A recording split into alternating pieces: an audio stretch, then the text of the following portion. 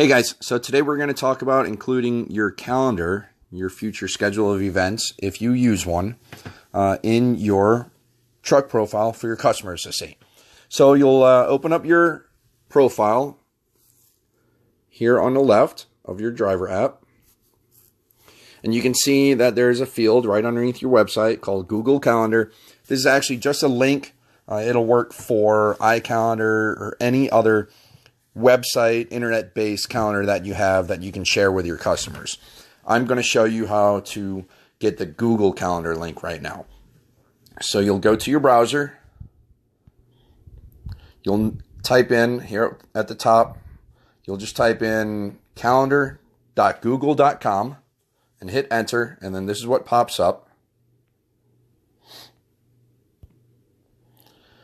And then it'll show you the mobile version of this. You need the desktop version. You need to see all the options.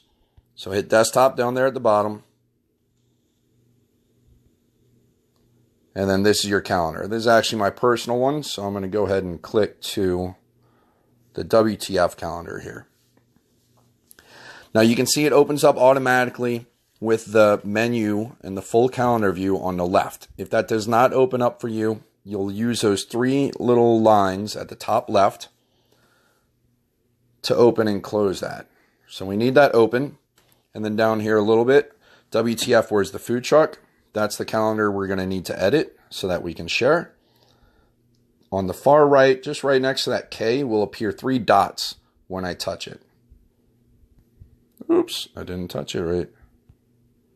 Here we go. You see those three dots?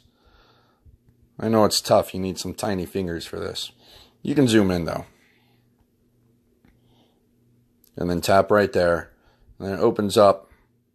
You can tap on settings and sharing. And then that'll open what we really need. So we do not need to change the name of the calendar unless you want to. Name it, WTF food truck schedule of events for the month or whatever you want to call it. I'm just going to leave that as is. In access permissions, which is the next box, you want to check that. We want to make that public, and it's going to ask you if you're sure you want to make that public, because that's going to show the whole world what your calendar shows. And you want to leave that set as see all event details. That way your customers, when they view your calendar, they see exactly what you're doing. Whatever you're posting on there, where you are, what time you're there, all that info.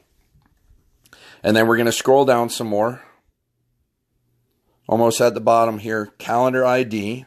You can see that's your, or it should be your email name, email address. And what we really need is right beneath that, the public URL to this calendar. You're going to select, not that, you're going to select that. That is your link. Copy it. Now go back to the driver app. To edit our profile, remember, we need to tap on this little pencil in the top right corner. And then in the calendar field, we're going to paste our link to our calendar. Hit submit, and you're all set. Now I'll open up the customer app just to show you what it looks like. You can see all of our social media links just beneath our profile picture. The one on the far left is the newest one. That's our calendar link. And if a customer taps on that, this is what opens, and that's what they see. You can see, and you're showing them every event that you post on your calendar in the future. So what you need to do, if you have a private event or something for your eyes only, like it's your birthday or you got a proctologist appointment, you don't want the public seeing that. So when you create that event, and I'm going to open up my calendar again. When you create that event, you're going to need to set that setting as private. So let's view Noah's tumbling class. That's my son that I obviously wouldn't want the public to see. So when you create it, or after you create it, you can click on the edit button, which is just the little pencil there again. Click on that.